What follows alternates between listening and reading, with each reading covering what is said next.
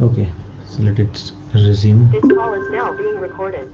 Okay, so increment in the kinetic energy turns out to be 1 plus gamma by 2 into the total mass is m by 4 into vc square. Vc square is just v square actually, which I need to find out. This is the one. 4 to the 8 gets cancelled out. This becomes 3 by 2. So I get in this case 14 by 3. 202 14 by 3. 14 by 3 mgr or gr root over of that. That is what I'm getting VC as. In this case, center mass speed is therefore turning out to be 14 by 3 root of 14 gr by 3, which implies the required x that we're looking for is 14 in this case. You okay? Sir, Mm-hmm. sir, please explain that loss that in potential energy part that I can't understand. Loss in potential implies the initial minus final. Increment is final minus initial. Initially, the cylinder was complete, having mass m and the radius r. So, for such an extended body, you can Sir, figure out the potential energy by just looking at the center of mass location. That's why I did mgr so now actually. what that final potential energy? It's written that the radius is r by 2. You see that it's a cylinder. The volume will be area into the length. Length has not changed. Area has changed, isn't it? Now radius is r by 2, so area becomes what? Pi r square by 4. Original area was Oh, pi r yes. square. Now it has become 1 by 4. So mass also becomes 1 by 4 for the entire thing. Everything else remains the same. Okay, sir. And that is why the final potential energy becomes m by 4 into gr by 2. Okay. Okay, sir. Okay. Thank you, sir. Okay. Anything else, anyone? Sir, how did you derive the expression 1 plus 1 by 2 by 2 and by 4? That part. I utilized this formula, which is, I mean, let's say mark with a galaxy pen, like this one. This you can see. This formula I utilized. Normally, when a body we're having a circular cross section rolls on the floor, in that case, the total kinetic energy, which is actually sum of the translational plus rotational, that is turning out to be 1 plus gamma by 2 into mvc square, where gamma in this case is a numerical factor which appears in front of the moment of inertia formula, apart from a mass square. Okay, utilize that one because cylinder, for a cylinder, gamma is half actually. Okay, for a Okay, sir. gamma is half. Okay, sir. Utilize that one. Okay. Okay, anything else? Oh, acha, you have replaced that numerical value with gamma. Exactly, exactly. It was half. Yeah, half a mass square is what I have, so I utilize that one. Okay. Okay, fine. I'm just scrolling up. Okay. People who have, for example, already if you join now, you can take a snapshot. Do it later on.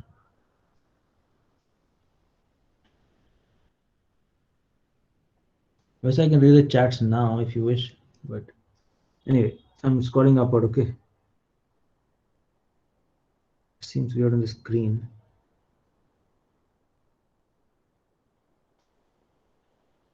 You have seen those?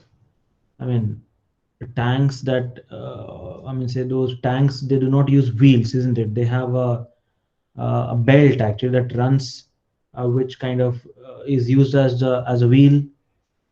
Isn't they don't have kind of wheels, but they run on belt actually, isn't it? That's called a crawler belt actually. It's a crawler belt.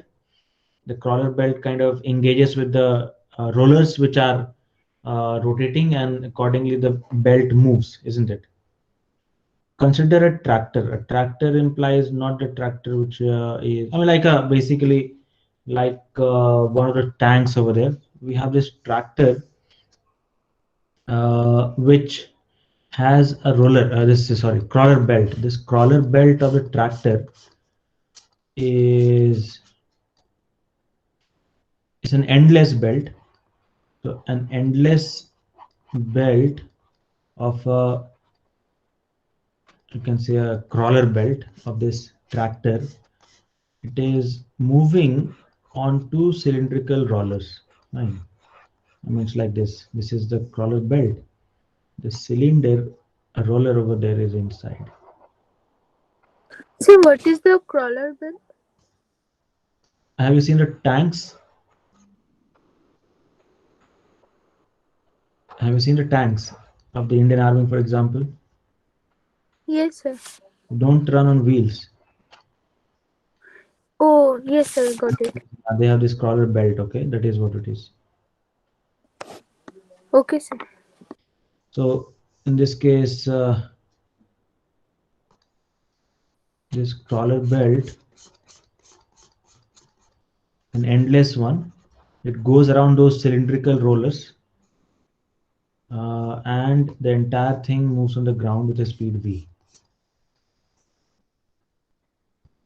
without slipping.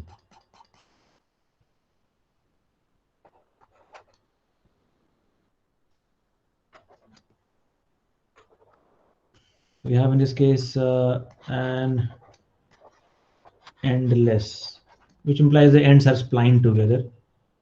Crawler belt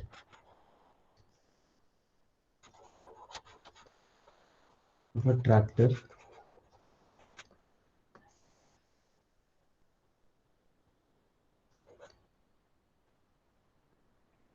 Um,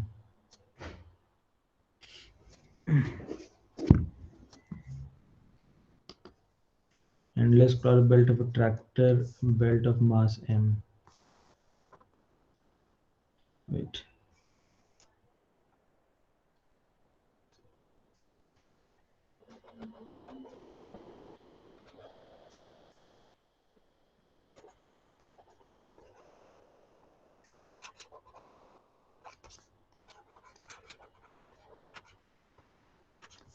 You can assume that the thickness of the belt is negligible.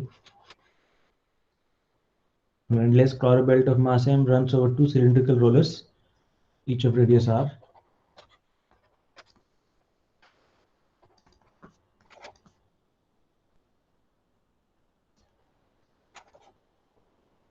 Tractor moves at speed v.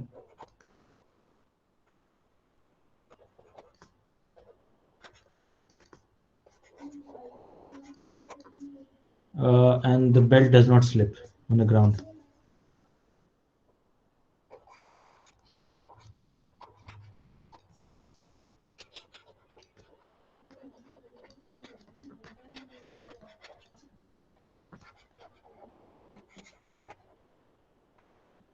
We have to obtain the kinetic energy of the crawler belt.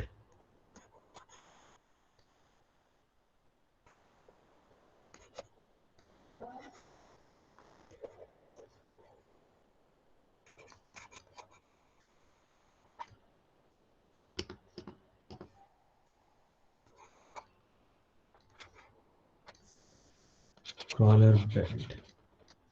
What we have? How much is the kinetic energy? That's what we want.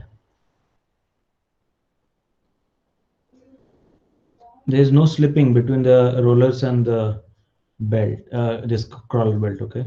There's no slipping.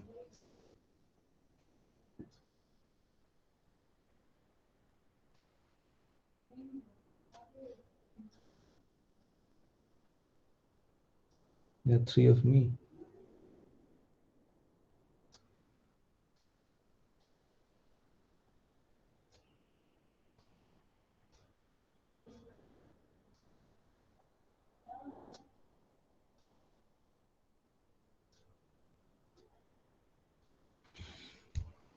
How do you find the kinetic energy of this crawler belt? That's a question.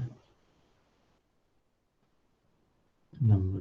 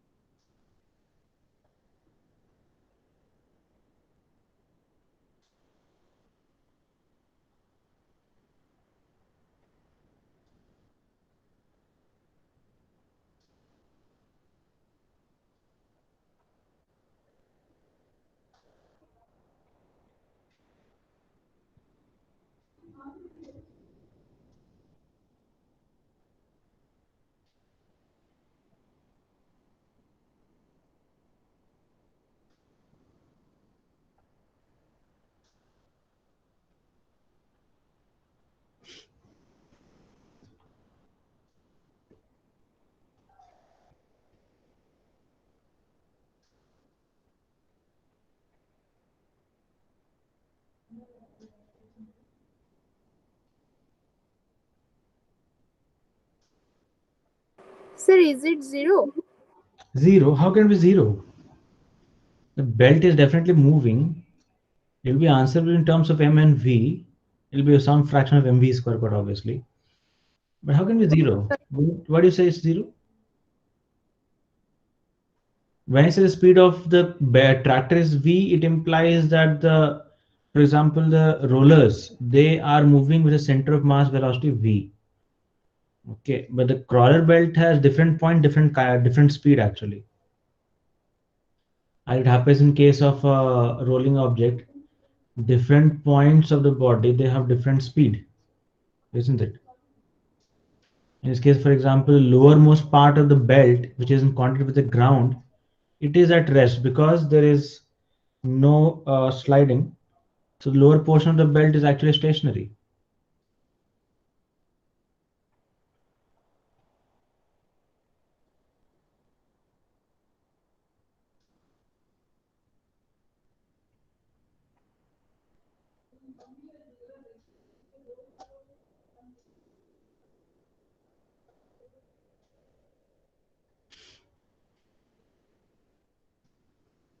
You can find out the kinetic energy, for example, by looking at the, lower part is always stationary and the length is not given by the way. So you might consider the length to be something. Or maybe we can start by assuming radius is given to be r. We might consider, for example, the distance between the centers or the center, this distance from the center to center of the roller, this distance. You might think of this as L, for example. Length of the roller can be then written down in terms of R and L. Length of the crawler belt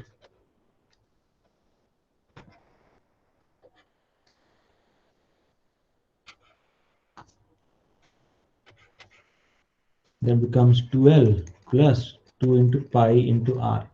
Pi R for one sub semicircle, pi R for the other semicircle. You know? Sir, if the lowest part is stationary, then how the truck will move ahead? Have you ever, say, you know how to ride a bicycle? Yes. Have you ever noticed the lower part of the wheels which are in contact with the ground? At the moment they come in contact with the ground, they're actually stationary with respect to ground. Have you ever seen that? Noticed that? Yes, sir. Instantaneously it will. Exactly. Instantaneously, it is at rest, the lowermost point. Same thing happens with this crawler belt as well. The belt, the belt has different speed at different locations. The lower part is actually stationary, but the other parts are not. Yes, sir. Okay. Yeah.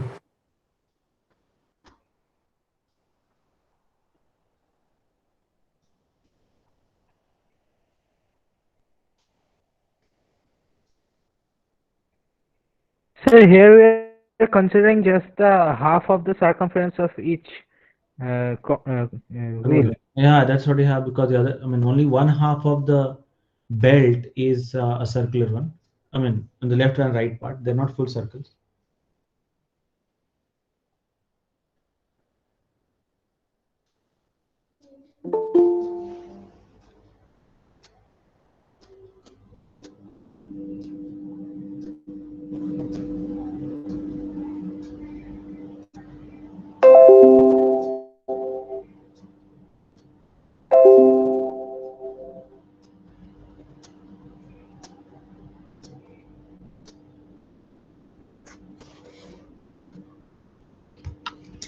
So saying the length of the crawler belt is nothing but 2L plus 2 pi R.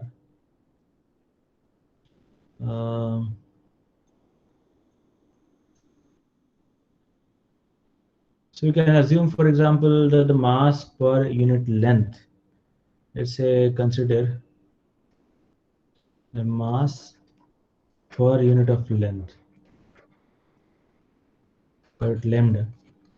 It is nothing but m by the total length, which is twice L plus 2 pi R. Now I was saying in this case, for the crawler belt, if you consider the velocity of different points are different. For example, the lowermost part is stationary. The topmost top part of the crawler belt will have a speed of 2v actually. If you notice a circle or a ring or a wheel which is rolling on the ground, pure rolling, lowermost part is stationary. The center has some velocity, center of mass velocity. The topmost point is double, topmost point velocity is twice that of center of mass, isn't it? We can obtain that by, I mean, say, adding up the, you can see that, for example, if I have a body which is circular body which is undergoing a rolling motion on the ground, in that case, it will be undergoing rotation and translation. First of all, for the lowermost point, the total velocity must be 0.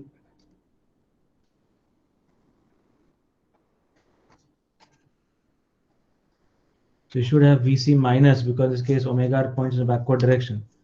At this point omega r is pointing in the backward direction. So Vc minus omega r must be 0, giving us Vc equal to omega r, which is what we have for, I mean, say, pure rolling condition. Vc equal to omega into r. Okay, just wait.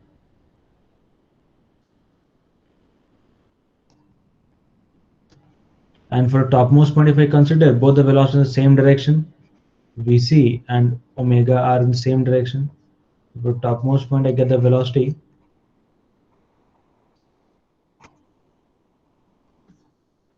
I get the velocity is Vc plus omega r, which gives us twice Vc. So that the speed of topmost point is twice center mass speed there. So in this case, for example, if I look at the top part over here, the topmost part of the crawler belt, every point has a speed of 2v actually. Lowermost part is stationary, topmost point, the top part of the crawler belt,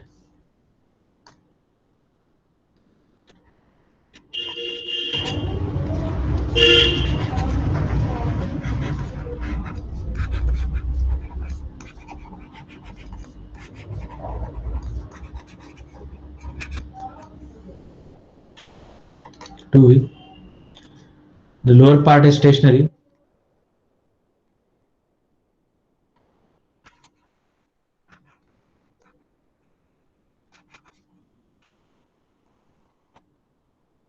Stationary. What about the two halves which make up the ring, by the way, half rings? If I consider this part over here, the half ring, that you could see this portion over here, and this part on the left side of the belt, these two portions are actually part of, you may imagine, for example, that as far as the motion is concerned, we can combine these two halves to make a complete ring. And as far as the kinetic is concerned, it will be nothing but the kinetic energy of that ring actually, isn't it? If I look at a total kinetic energy in this case,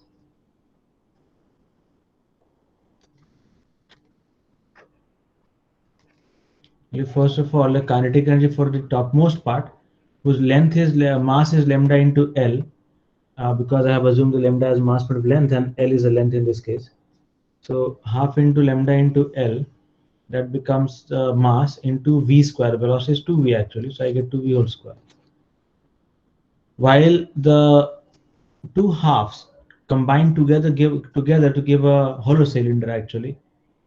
So that energy, I mean, say, the energy for that hollow cylinder, if I consider, I could write down 1 plus 1 by 2 into the mass, which is lambda, into perimeter 2 pi r, into the center mass velocity square, which is v square.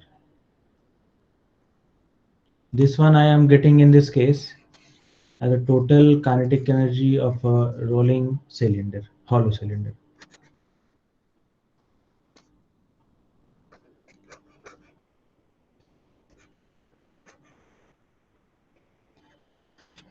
I have used the formula 1 plus gamma into m into Vc square. Gamma for a hollow cylinder is 1, so I get 1 plus 1 by 2, and the mass is lambda into 2 pi r together into V square. V is center mass speed in this case. So that becomes the kinetic energy. If I kind of add them up, I have 4 by 2 is 2, so I get twice lambda L into V square. Then we get 1 over here, so I get again lambda into 2 pi r into V square. And so I end up getting lambda into twice L plus 2 pi r into V square. But you see from this equation over there that m by 2l plus 2 pi r is lambda, so lambda into 2l plus 2 pi r becomes m, and therefore this becomes nothing but m into v square. So the kinetic energy interestingly turns out to be rather simple. It's nothing but instead of half mv square, you just got mv square actually, which implies that crawler belt at least behaves as if it was a ring. In fact, as far as the motion is concerned, it is analogous to a ring. In fact, a ring, when it is rolling, it has same property. The kinetic energy is nothing but m into v square.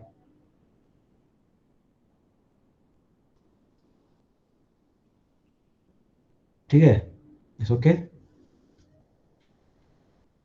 So here, if we were asked to find the kinetic energy of a particular part of the conveyor belt, then how would we have found it? Suppose the upper length means the part of length L and the upper part. Translation, so half into the mass of that part into v square of that portion. In this case, for example, I've used 2v because of the speed of the upper part actually. The whole upper part will have the same speed, means 2v. It's a straight line. Okay, sir. The entire upper portion is same speed actually.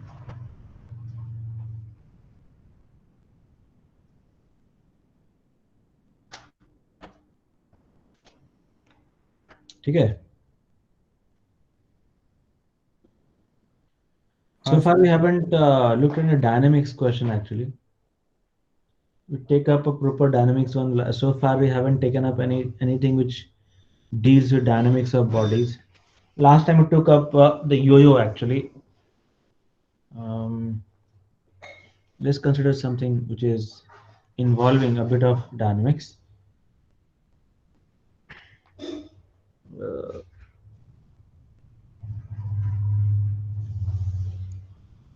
So what we have is there is a, what is a, I mean, let's say we can call it a spool actually.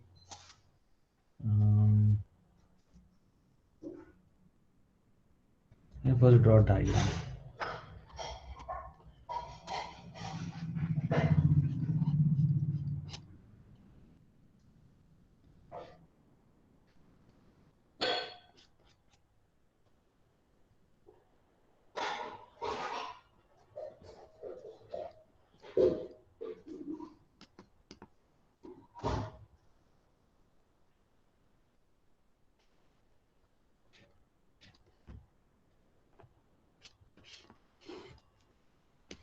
Put a scale.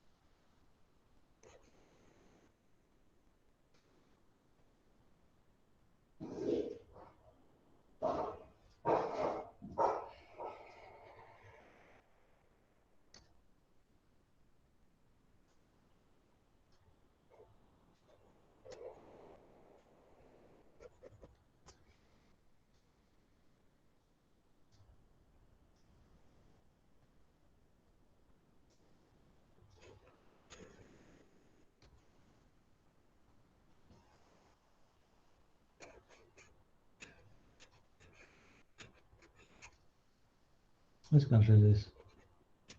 I'm not giving a numerical value. Work in symbol. This is small m. This is a spool actually. You know what a spool is? This is a spool.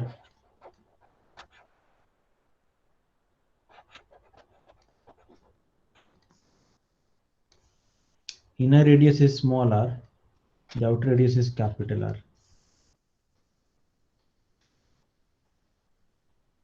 You know what a spool? Any one of you?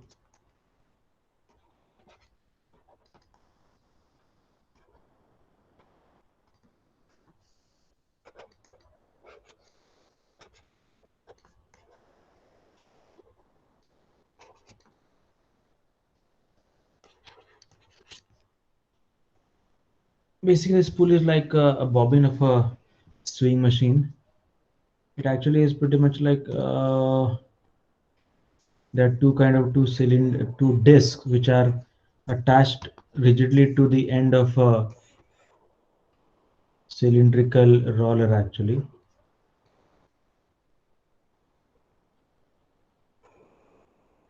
It's like this. That's a spooling part.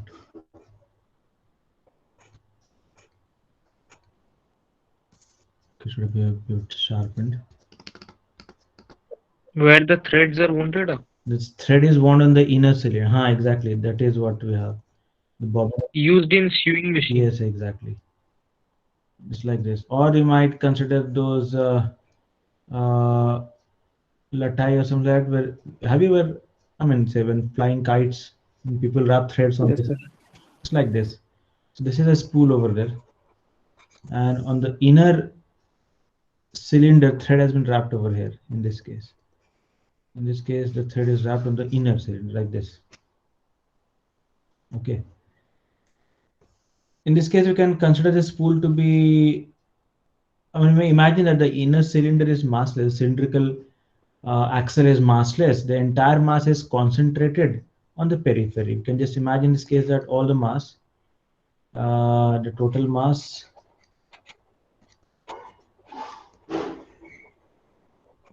capital M is concentrated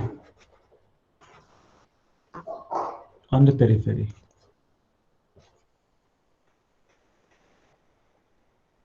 Which implies we can, as far as the moment of inertia is concerned, you can think of the spool just as if it was a ring or hollow cylinder actually. Same thing. You can take the ring effectively. The two rings in effect at the ends, and they have a combined mass of M actually. The thread which is wrapped on the axle of radius small r passes through a pulley. This pulley is, however, massless and frictionless. Okay, massless and frictionless pulley.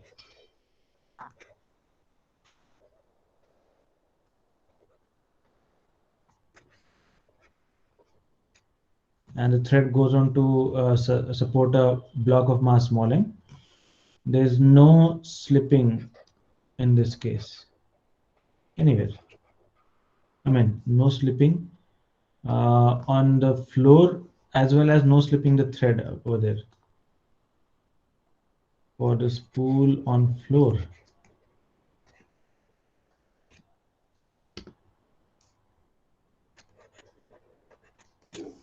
And the thread on the spool.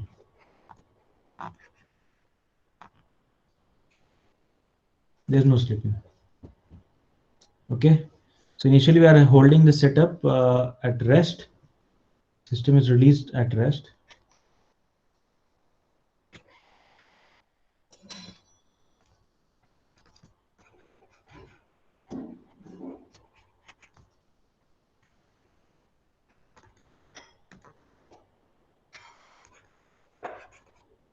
We need to determine first the acceleration of small m, b, the acceleration of the spool center,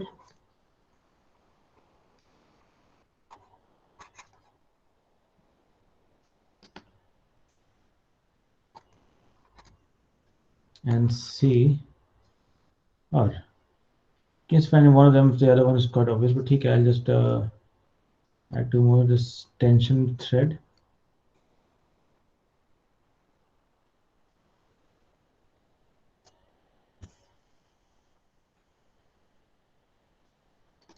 And finally, the force of friction between the table surface or the surface of the, the surface and the spool actually.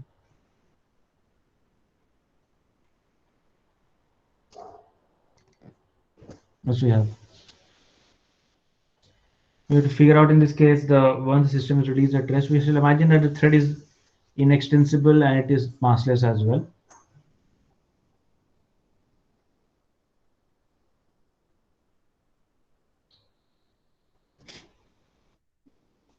So you need to figure out in this case the acceleration of initial one. This is its initial values. It will change subsequently, but at least initially figure out the acceleration of small m, which implies a block suspended from the thread, the acceleration of the spool center, the thread tension, and the force of friction between the spool and the table.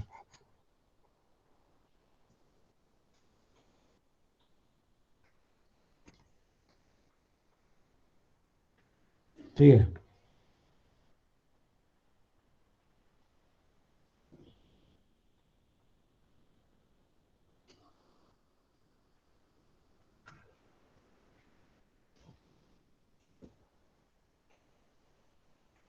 So how to figure it out?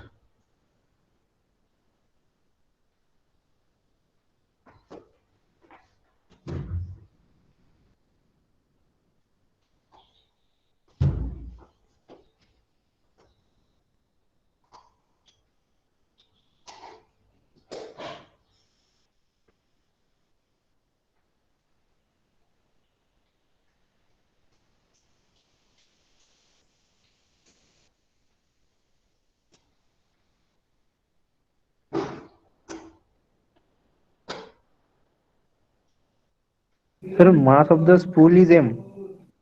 The mass of spool is m, and the total mass can be thought of as located only on the periphery. So in effect, as far the moment of inertia is concerned, it will be nothing but m into capital R square actually about the central axis.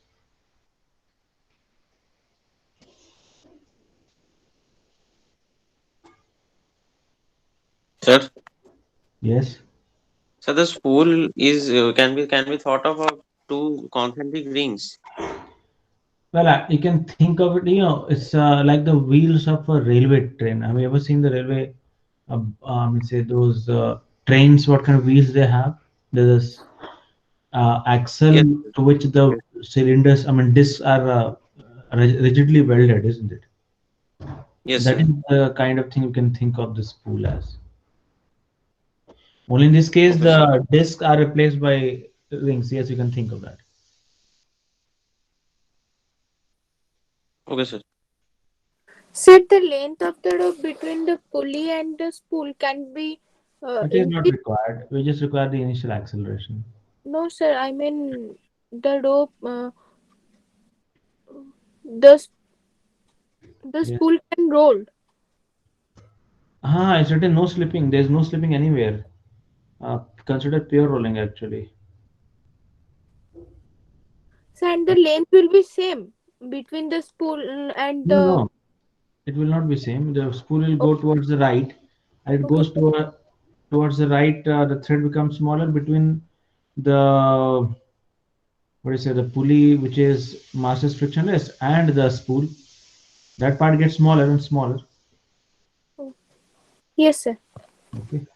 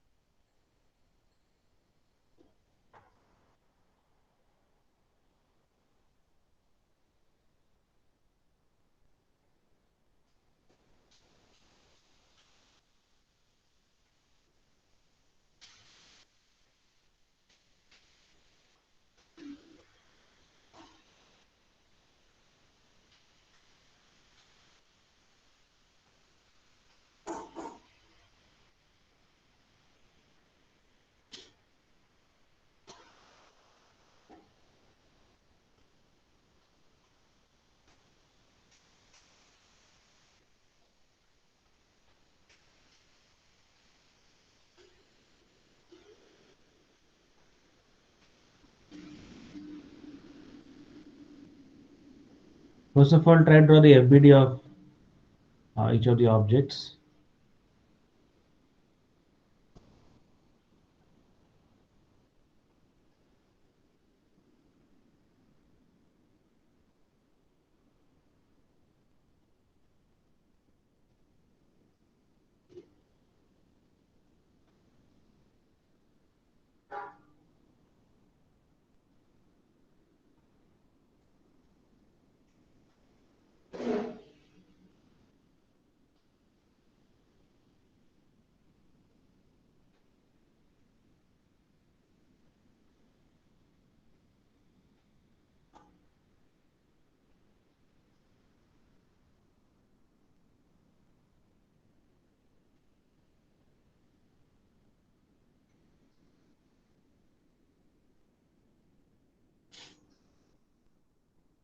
Wait.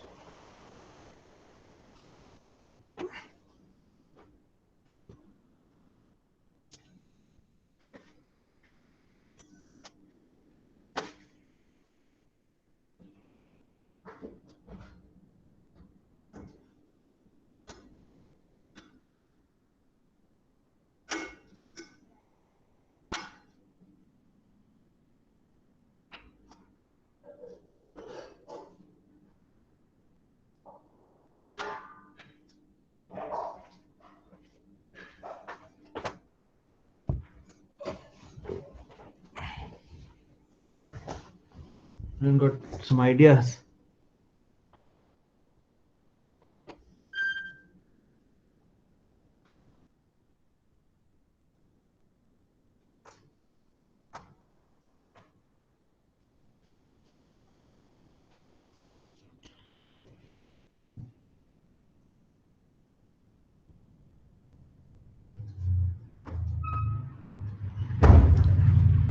First of all, what do you think? In which direction is the spool going to roll? In the forward direction, backward direction?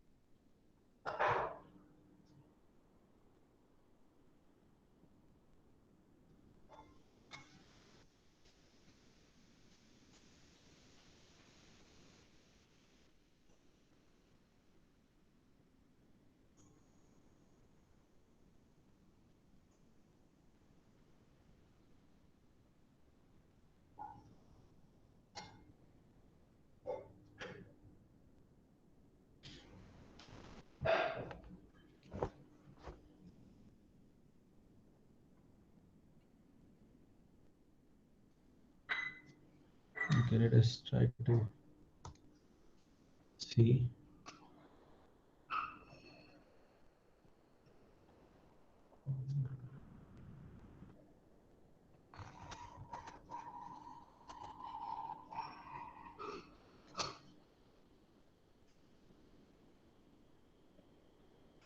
Let's try to look at a solution. Nobody is doing anything anyway.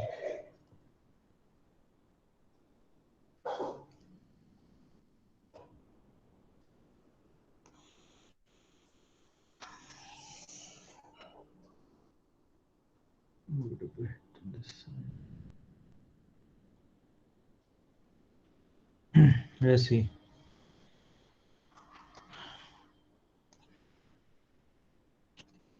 First of all, I said I'll have to prepare an FBD. For the block, it is quite obvious. For this block, you see that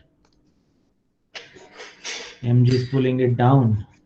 The thread tension goes up. If I look at this spool, the same thread tension pulls it towards the right.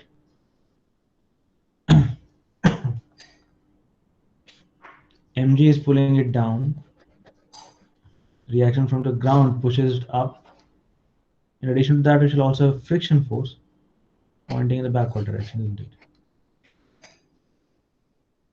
There's a force of friction. These are the dynamical, say the forces. We see that in this case, the spool will rotate like this, left angular acceleration will also translate. The mass meanwhile goes down, small m.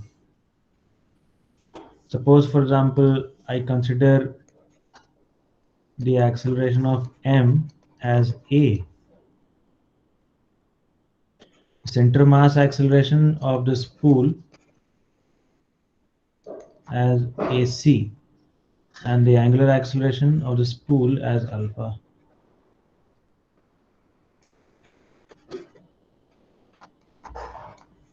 Okay.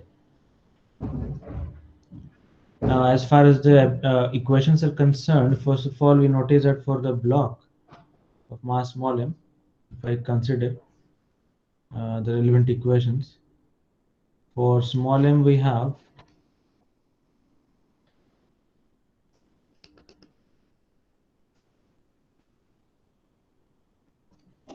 mg pulling it down, thread tension pulling it up. Difference must provide the required acceleration, so m into a. That's the first question you've got. Equation rather. The second equation will be for capital M. I said already, whenever some body moves or translate or rotate, for example, we need to consider first of all the motion of the center of mass and then the motion above the center of mass. In this case, first of all, for the center of mass motion,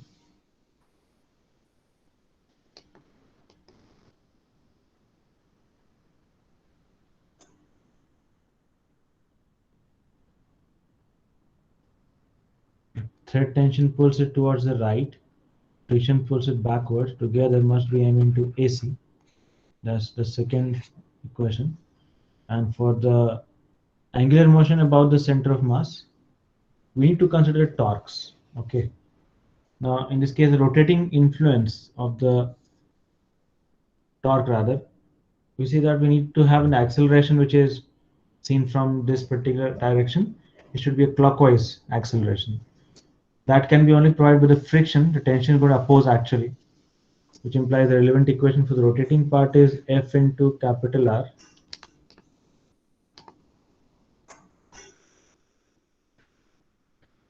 minus T into small r. It should be equal to I into alpha, because it's a moment of inertia is nothing but mr square into alpha. The third equation I've got. So how many variables so far? We have the acceleration as one of the unknowns. We have acceleration, the thread tension, the friction, AC, alpha. How many equations we have? We have unknowns 1, 2, 3, 4, 5. And what are the equations? We have 3 equations this side, but we'll got 2 more equations.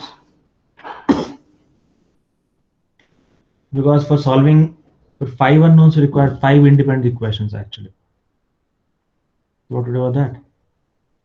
For that case, we look at the constrained part actually. The two bodies are not actually free to move with respect to each other. They are constrained to move. They're tied by thread actually.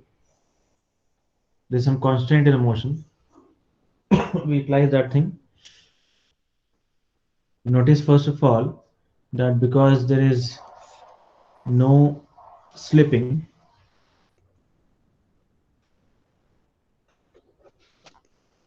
the spool undergoes pure rolling.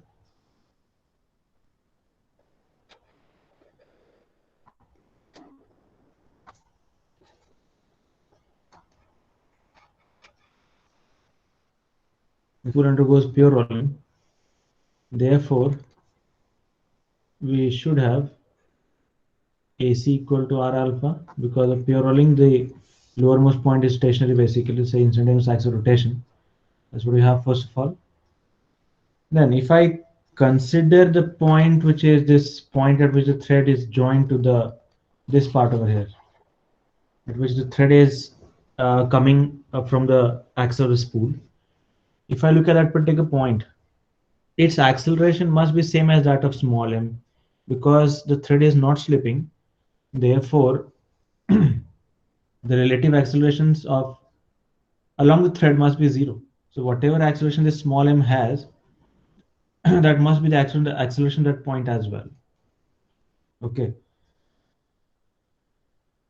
Now, either by considering the spool to undergo pure rotation about the lowermost axis, which is the instantaneous axis of rotation, or by combining the fact that this point is actually part of a body which is undergoing rolling, therefore it is actually rotation plus translation combined. I can think of it this way. We can consider that the IAOR actually, the lowermost point, this point over here becomes IAOR, and therefore I consider the angular acceleration alpha multiplied by this distance over here between the thread and the table, that distance. If I consider this capital R minus small r actually, this must be giving us the acceleration for this point, the point at which it is attached, which is same as that of the mass m actually. Not 1, this equation is actually 4th.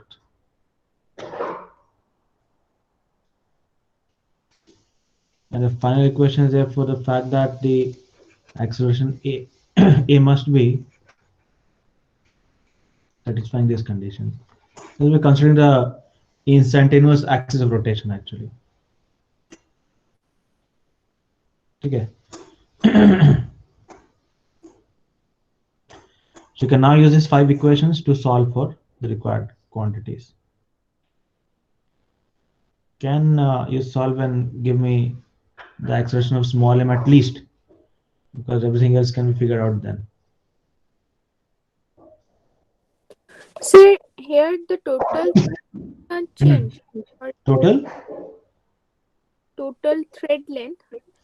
I mean, which is, yeah, I mean, the thread length which is present in between the spool and the small m, that will change actually because the spool can unwind in this case. So then when the thread, uh, I The mean, point is the thread may, in this case, not slipping. It's already saying that the point where the thread is tied to the spool, there is no slipping actually. That is why relative to with respect to this particular point of contact where the thread touches the spool, because there's no slipping, the velocity of that point of the spool and that of small m must be same because the thread between them is actually not stretchable, isn't it? So because the velocity of the thread must be zero, along the thread it must be zero because there's no slipping involved. That is why whatever the acceleration and the velocity of small m is, it will be also the same for the point of the spool to which the thread is tied actually. Okay.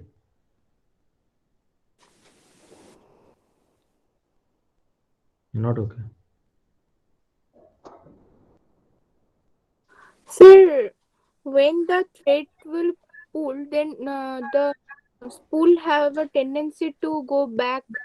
No, it can't go back. It's going to be in the forward direction. Why should it go back?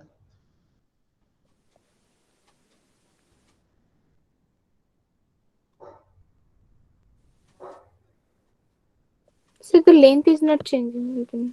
Huh. The length will change actually. The portion of the spool which the thread which lies between the fixed pulley and the spool, that will change. No, sir, the length between the spool and the block, that will Why? No, not the spool. Spool implying is the center. It's not talking about the center of the spool. I'm talking about the point which is in contact with the thread actually. It's also not slipping. So the velocity of that point and that of the block, they must be same. Because thread between them is right now. It's because that's touching there. There's no slipping involved. That is why I'm saying that it is going to be relatively zero. Okay, sir. Understood. Sir, Yes. Sir, if the spool is rotating in the clockwise direction, so how is the thread unwinding? Because the direction. small m goes down faster. What's the trouble? Direction is you are. So I mean, yes, Center is sir. also moving ahead. The center is also moving ahead, isn't it? Had the center been stationary of the spool, then the thread will wind. So the thread is joined to the lower part of the middle portion of the spool. So the middle portion is moving towards the left. Middle portion moved towards the left. Who said that? Sir, because so the spool is rotating clockwise. So what is that the point? so the point at which the thread is joined to the spool. So that point will move towards the left. Is it? Notice this. Let's call this point as P, for example. Yes, sir. So won't P move towards the left? No. So I mean that portion is rotating clockwise. It will not. It is not moving towards the left. It's moving to the right. Let me explain. For P, if you consider the velocity of P being part of body which is undergoing rotation and translation, P will have two velocities simultaneously. One, the center of mass velocity for the spool. The other one is because of rotation.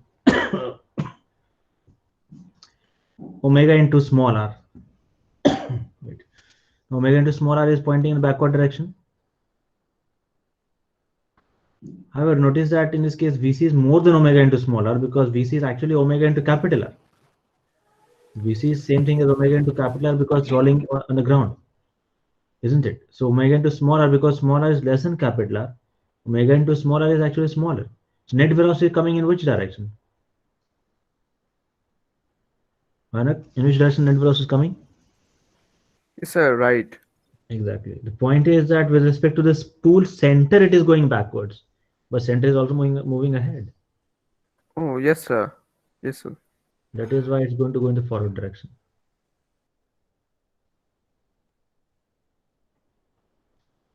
Sir Hmm?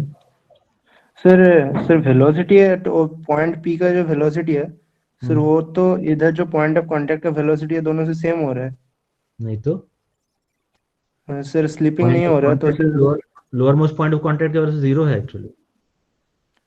Sir hair ये जो P का velocity होगा तो V C M minus omega into small R होगा.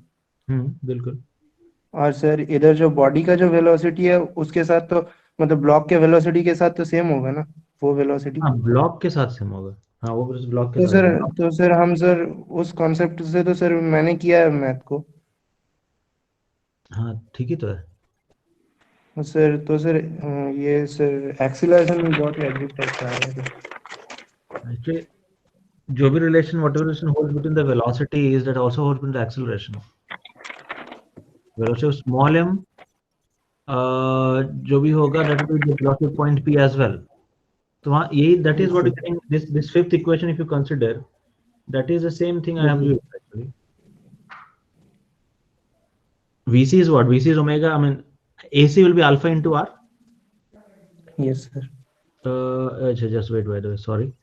Yeah, Sir, yeah, there's a mistake. The fourth equation is mistaken actually. Is capital R actually.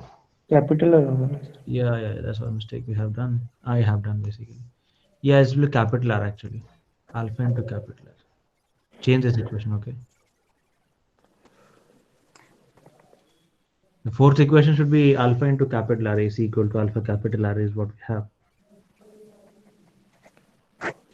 Sir acceleration of the block का आ रहा है sir 2mg/2m plus 3 into capital M into r by r minus hold. capital R small r. WhatsApp में भेजो, group में भेजो.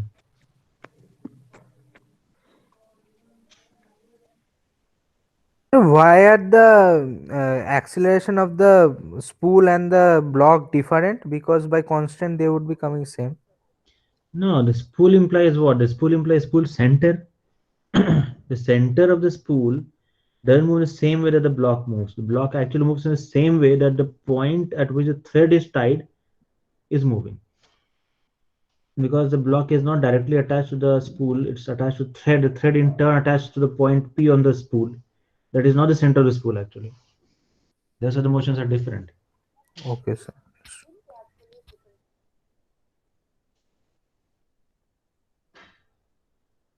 Sir? Sir, instead of the lower part, if we attach the thread to the upper part of the spool, sir, then capital R, topmost point. No, sir, not the topmost one. The okay. So means so what is it? The inner circle, the top part of the inner circle. Yes, I got it. So then, then the acceleration will be more. Well, it will be. So because instead of VC minus omega, it will be VC plus. Yeah, that's exactly. It will be more. See, one way to resolve an issue in which direction is rotating actually, that you can also see by looking at the torque about the point of contact actually. If you look at the point of contact and then consider torque of the forces about that point, the only torque is because of tension, isn't it? Because about that point, the friction will have no torque at all. Sir, in this case, will there be any slipping anywhere? In this case? Yes, sir, in this case. Even not. Slipping will take place over a small pulley. At least for a spool, there is no slipping anywhere. Okay, sir. Okay.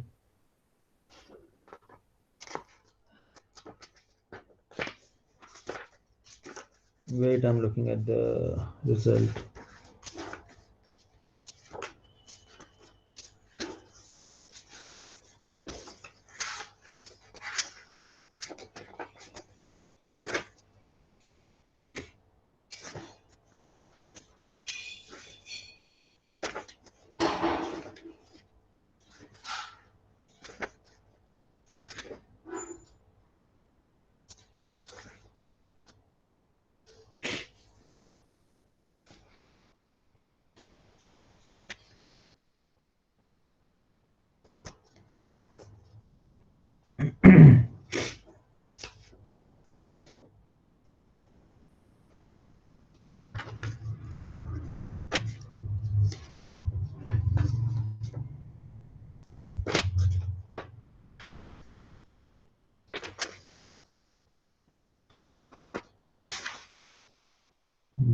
Good question.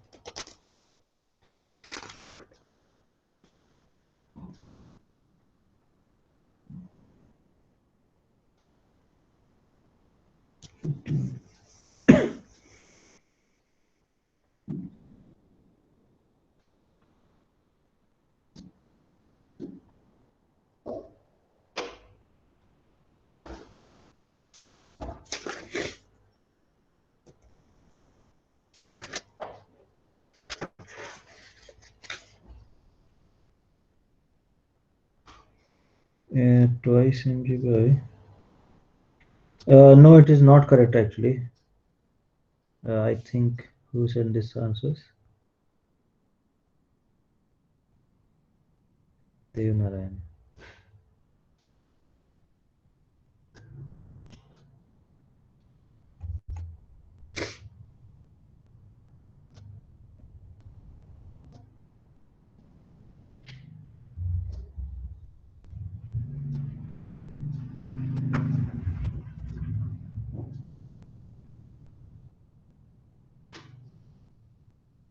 Anyone else?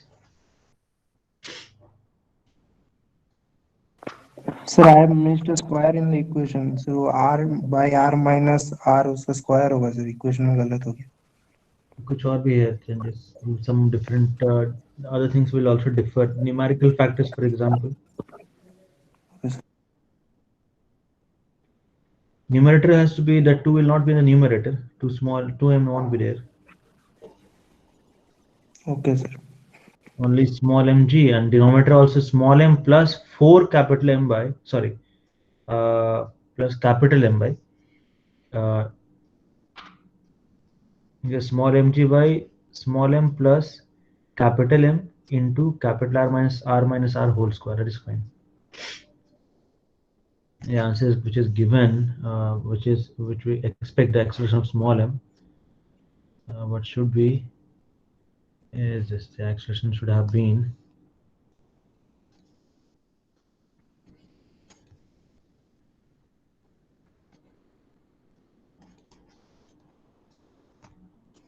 this one. That's the acceleration actually.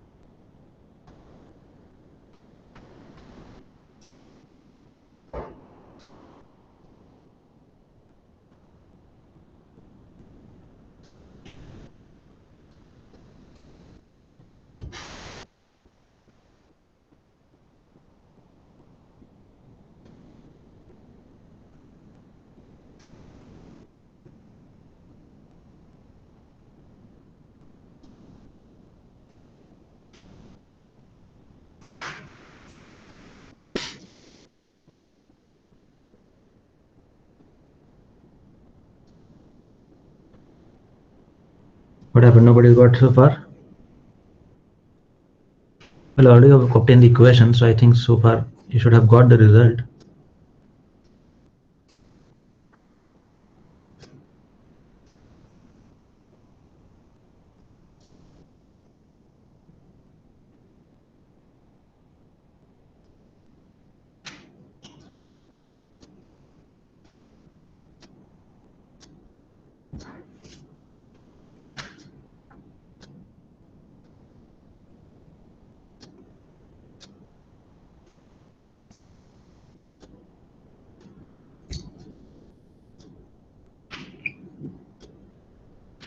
You see, in this case, we have utilized dynamical equations. I mean, I hope that you are able to solve the equations. For the moment, I will not look at those dynamic equations and solve them, but there's an alternative actually which can be done. The point is that in this case, there is no slipping which has been given. So in this situation, there's no slipping given. You can actually conserve the energy. The mechanical energy remains conserved because the rolling friction does not do any work, that I said already. So in this case, what I can do is I can conserve the energy and try to get the required result from there. First of all, we notice that if I look at, I mean, the constraint relations will have to be still obtained. That is one thing that is common. Either you apply the energy method or the work energy, I mean, say dynamics method. One thing which I need to do is to utilize or obtain the constraint, the relationship between the linear and the angular quantities. That is one thing which I must do. So, I mean, these equations are the equation number 4 and 5. They are still going to be useful. Apart from that, let us say, for example, that as the block comes down, say that it has gone down a distance x. Okay, this is an alternative utilizing the energy method. Let us say that block goes down by distance x.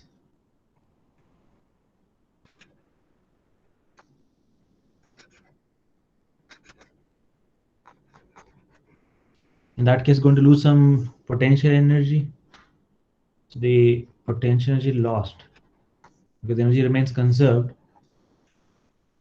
because the rolling friction doesn't do any work.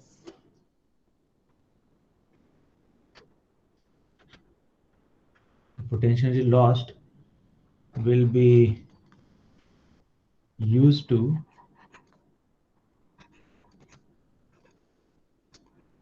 increase the kinetic energy of the entire system.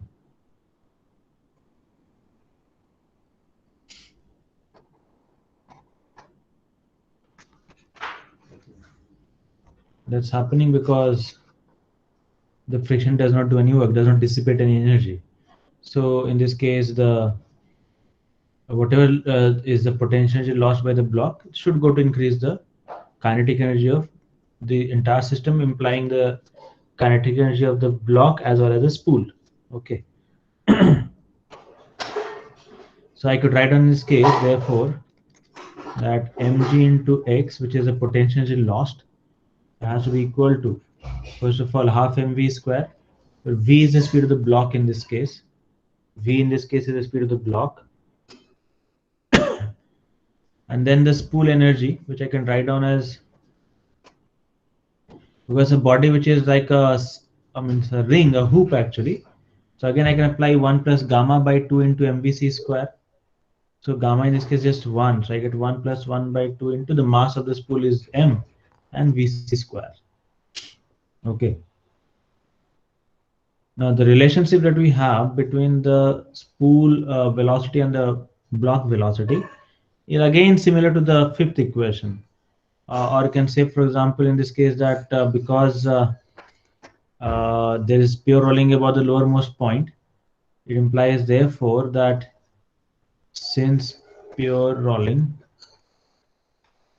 about lowest point,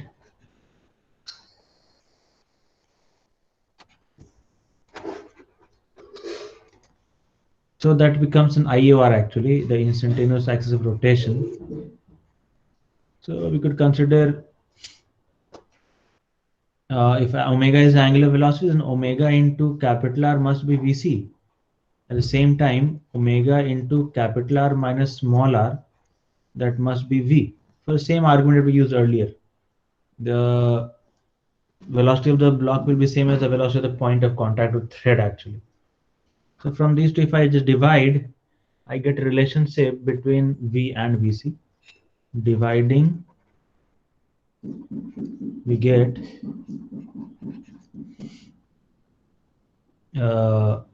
Vc by V. Vc upon V turns out to be R by R minus small r. This is the relation we have. So I can put it back in this equation over here and end up getting half small mv square plus capital M into, or let's put that as 2 by 2, m into Vc square, which becomes V into capital R by capital R minus small r. So I get this. I can pull out in this case, for example, V square by 2 common. What is left is small m plus capital M R by R minus small r whole square. And accordingly, if I solve for V square, I get twice mg by m plus capital M into R by R minus R whole square into x. Compare with the formula.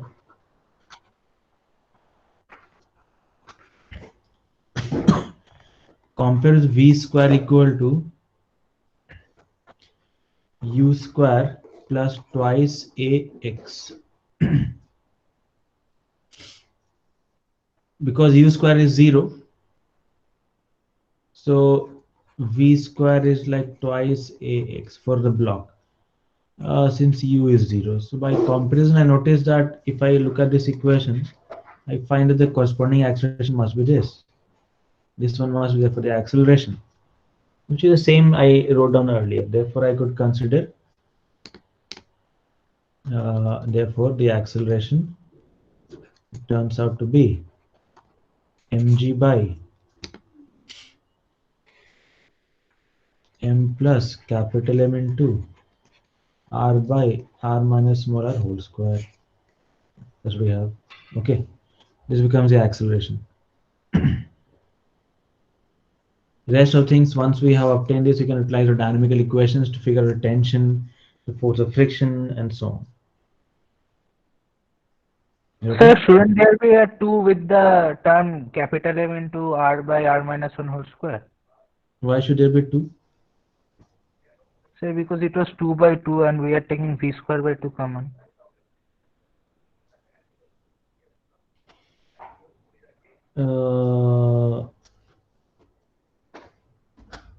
Well, actually, you are right, it seems. If I consider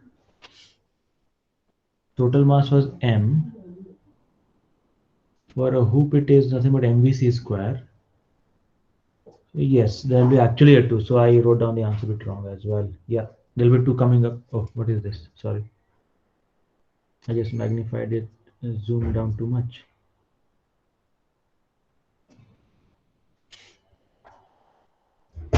Anyway, what's happening?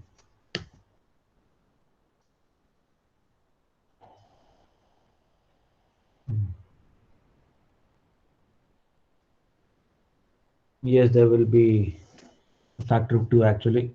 Yeah, that's right. This 2 remains. Yes, correct. There will be 2 coming up. Okay.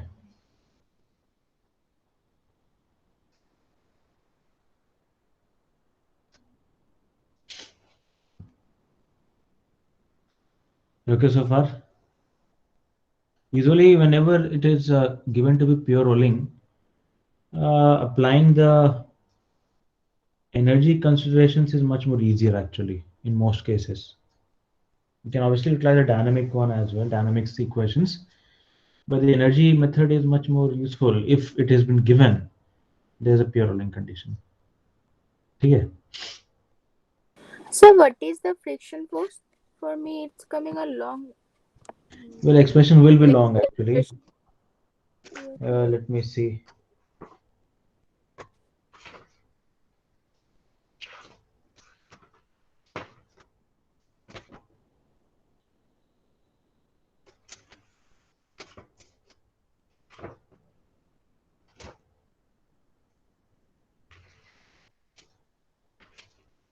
So may I say what my expression is coming? For friction, yes.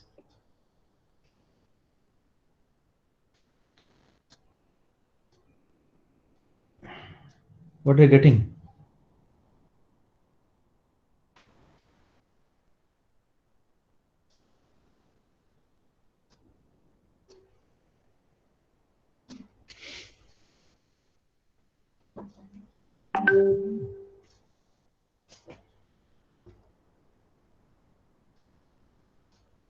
Oh, this is not okay actually. It's dimensionally wrong, right? You have r plus 1, how can it come? R is a number, sorry, length, and 1 is a dimensionless number. They can't be coming up as a sum. It's dimensionally incorrect.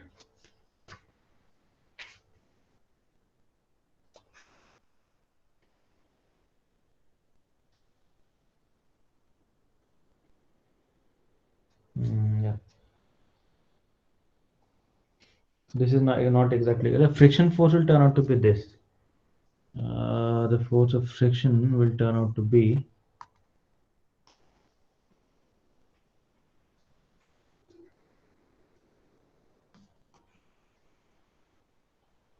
coming to be capital M small m into G 1 plus R upon capital R divided by twice m plus small m into 1 minus R upon capital R whole square. That's the expression for the friction force.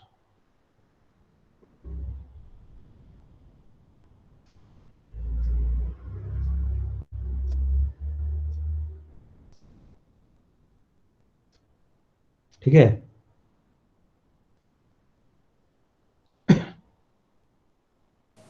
Yes, sir, I have done a mistake. Okay, not an issue.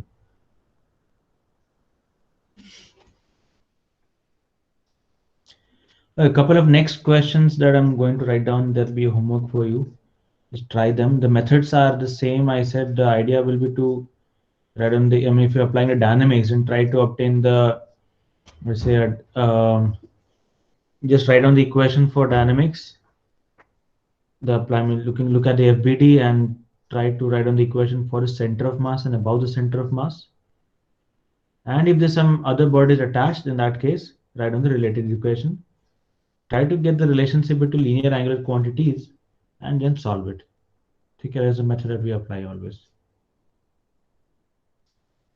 Okay, let us see.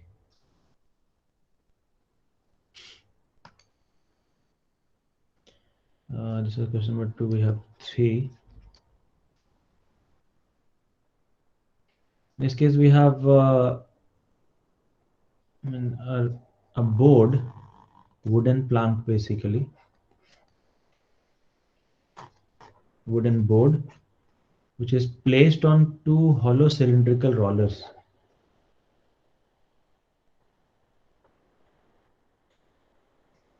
It's a wooden board like this, placed on 2 hollow cylindrical rollers. Rollers are hollow and cylindrical. Board has a mass capital M, while these rollers have mass small m.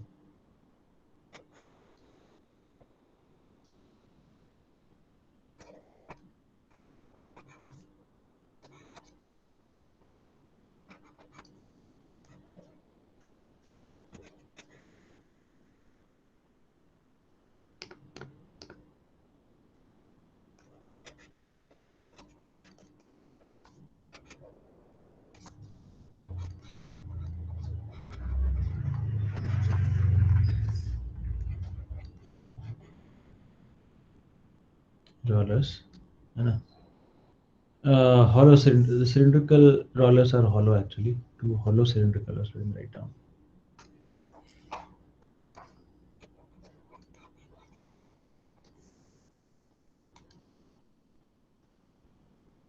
The masses are shown. In this case, we have to find out the acceleration. Assuming there's no slipping anywhere actually.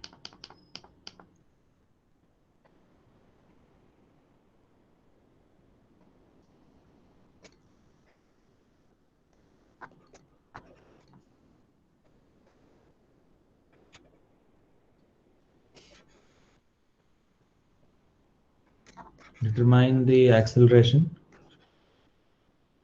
of the board.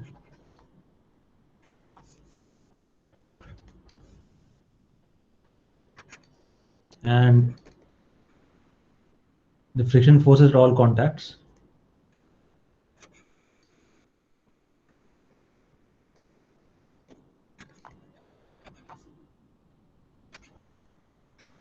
Assume a symmetrical situation initially. When a horizontal force F, a horizontal constant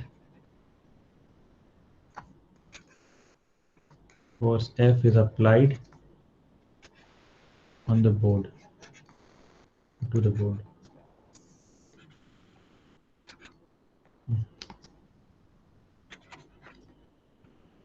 So basically pulling the entire thing with a force F over there like this.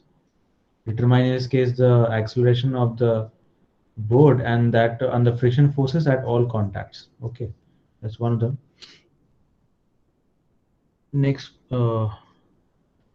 next will be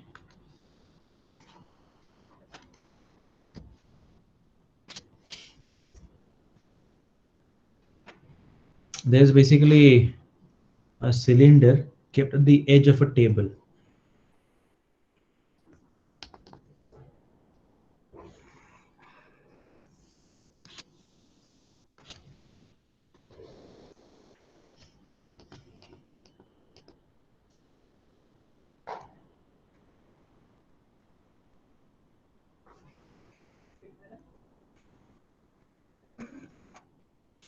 A cylinder which is of mass m, that is kept at the edge of the table. It is placed basically in an unstable equilibrium.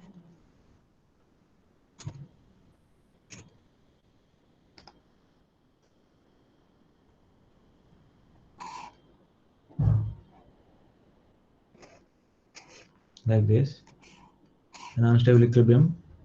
So the side view in this case will look like this.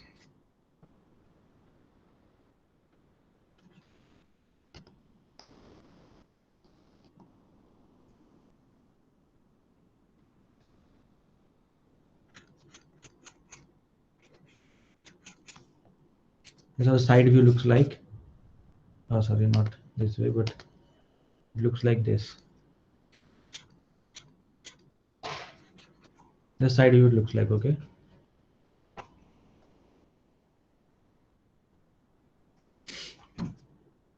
We have to, in this case, because of the small disturbance, the cylinder starts to roll down, okay. The radius is capital R.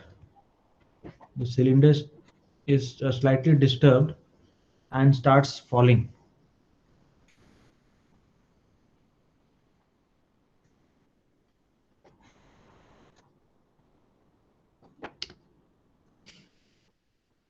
Is disturbed slightly.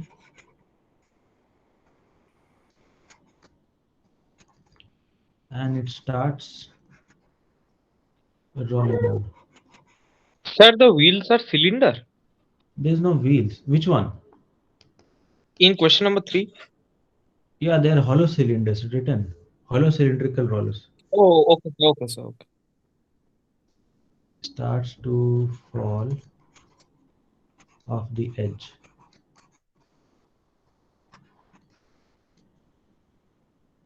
The cylinder is disturbed slightly and starts to fall off the edge, assuming no slipping.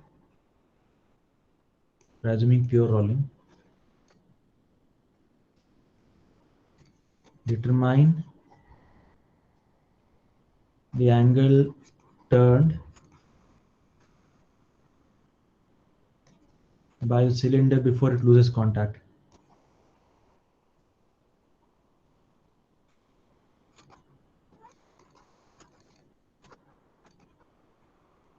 Loses contact with the table.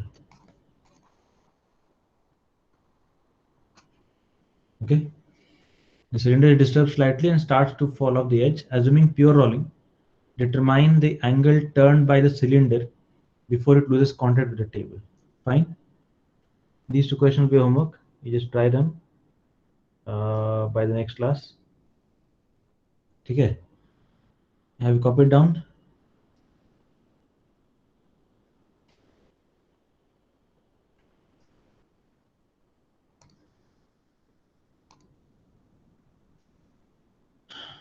I'm stopping the presentation, okay, and that will be all for today.